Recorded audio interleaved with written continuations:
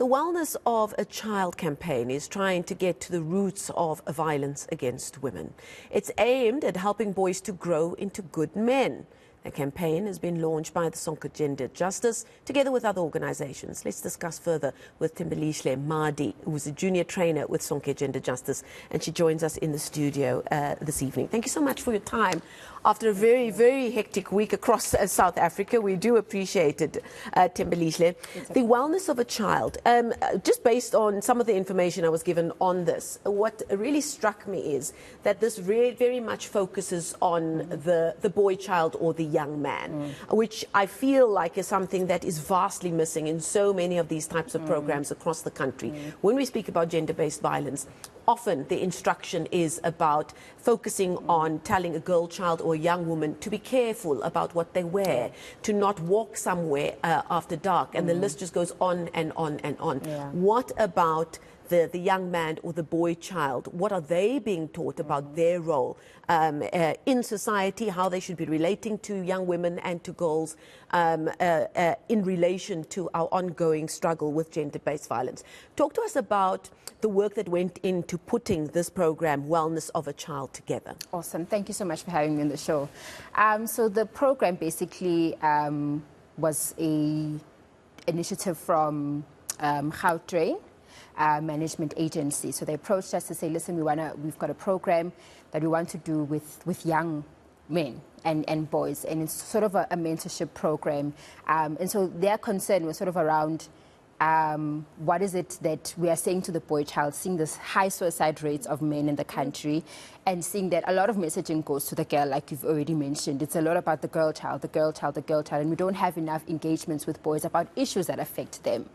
And so when the partnership came together with Gauteng and other partners who are working with boys, it was exactly that, to say, how do we get the boy child to understand the dangers and the harmfulness of patriarchy in society, and how do we then include them in the gender transformative conversation that we are now having, and to say these are the attitudes and these are the biggest contributing factors to gender-based violence. And if we start to have the conversation with boys, I mean, as young as adolescents, we might then see a change and hopefully a very vast decrease in the numbers of gender-based violence and rape. And if you think about it now in our country, the youngest perpetrator of gender-based violence is a 10-year-old. Sure.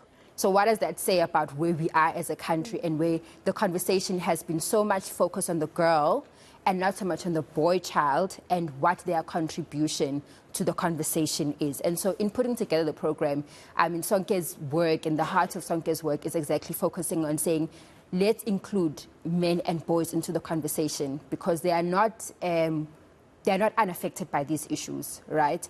But they're also the biggest perpetrators of these issues. So how do we get them? Let's sit down, let's have a conversation about it, and let's come up with programs that can change their outlook on gender-based violence, and even the word gender. Because the moment you say gender to men, they automatically think women. And now it's like, okay, no, let's start to change the wording of gender and start to see yourself as a part of that word itself. And so it's really about challenging the attitudes and in having men on board in the gender transformative approach that we are using. Now, in putting that program together, what have the experts told you about where or at what age or at what time in a young man or a boy's life the issue rears its head about how they relate to another gender, how they behave, and where the foundation is laid for that good man that your program says that they are hoping to help steer young men towards becoming? Because many would say that our gender-based violence problem in South Africa is merely a reflection of our very broken society. Yeah. And that's a result of many things, as a result of our apartheid legacy, as a result of millions of people living in poverty, and that children are basically growing up in trauma, day-to-day trauma of where's my next meal going to come from? Where am I going to sleep? Do I know who my father is? Do I know who my mother is? Am I being raised by a grandparent, which we know so many millions of children are? Yeah. Where are those experts telling you is the place in the life of a boy child or a young man where that development and that intervention has to take place to try and steer them in the right direction? It starts very young. It starts very young. I mean, even in one of our programs that we have at Sonke, even there's a lesson where we talk about the games that we play as children, right? So we're talking about ECD phase now, where as a boy child, I'm taught to play with a gun. And as a girl child, I'm taught to play with a doll and feed the baby. And that's me as a girl child. And the boy is supposed to be rough and they're playing wrestling and all of that. So it starts very young. The kind of gender differentiating, they start to think about gender from that early age. It forms and it starts to shape the way they think and relate to other genders. So the work has to start a little bit way back than adolescence. If it starts at ECD phase, because that's when they start to see themselves as different from another. And that's when the gender roles, even as parents and as caregivers, we start to box our children into those kinds of things. Say, no, you play with the doll. That's your place. Girls play with teacups. And why can't I give a boy child, a girl child, a racing car?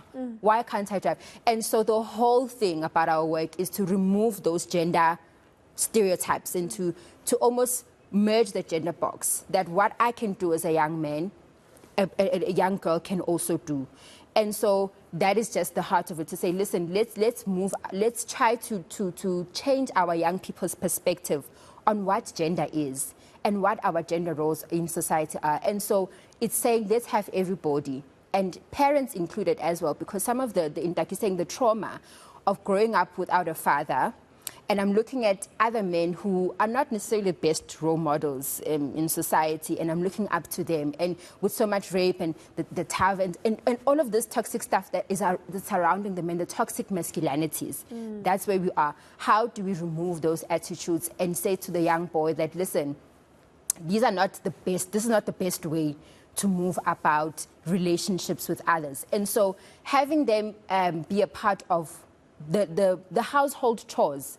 So we've got a men care 50-50 program where they must be involved. I mean, the fact that they can be involved in house chores, it almost shifts to say, okay, it's not just a girl's duty to wash the dishes. It's not just my mom thing. My dad can do it too. And so involving men in unpaid care work is also a very important part of the work, because then it starts to shape the boy child also when they're growing up, to see, oh, my uncle can wash the dishes, or my grandfather can cook, for those who don't have their biological fathers in their lives. So there's a lot of work to be done, but we are making progress with initiatives like this. And the partnership between private entities and civil society is what makes the work, because we can't work in silos, you know.